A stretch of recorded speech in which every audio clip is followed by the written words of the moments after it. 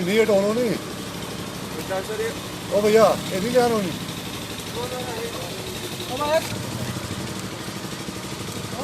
चलो चलो चलो चलो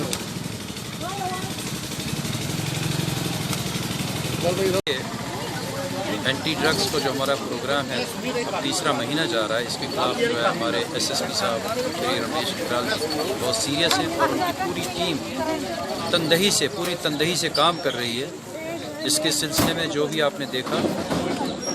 चाहे ट्रामाडोल हो, चाहे आपका इंजेक्शन हो, चाहे आपका चिट्टा हेरोइन हो, आपने देखा, या पॉपिस्ट्रा हो,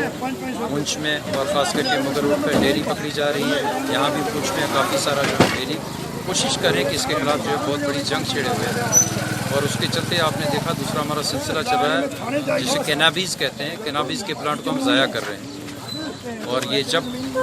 हम काबू पाएंगे ड्रग्स पे, जब यहाँ की सोसाइटी, यहाँ के पेरेंट्स, यहाँ के रिलीजियस हेड्स और यहाँ के ज़िम्मेदार लोग जो है इसमें शामिल हो जाएं, शाना बशाना पुलिस पे, पुलिस जो है पुलिस को इत्तला दें, इसको इन्फॉर्म करें ताकि उस पर बर वक्त कार्रवाई की जाए। ये जो है हम पुलिस पब्लिक मीटिंग्स किए जा रहे हैं ताकि लोगों को अवेयरनेस दी जाए और हम पुलिस को इन्फॉर्म किया जाए, लोगों में ये स्पिरिट पैदा किया जाए ताकि वो खुद से उठ के जो है इन्हें बिदात से लड़ें, ये भांग, कैनाबीज़ और ड्रग्स के खिलाफ लड़ें, इसको ज़ाया करें और जो इसके पेडलर्स हैं या स्मगलर्स हैं उनके इतनी इन्फॉर्मेशन जो है पुलिस तक पहुँचाएँ ताकि पुलिस जो है अपना उन पर काम करे और बर वक्त एक्शन करे।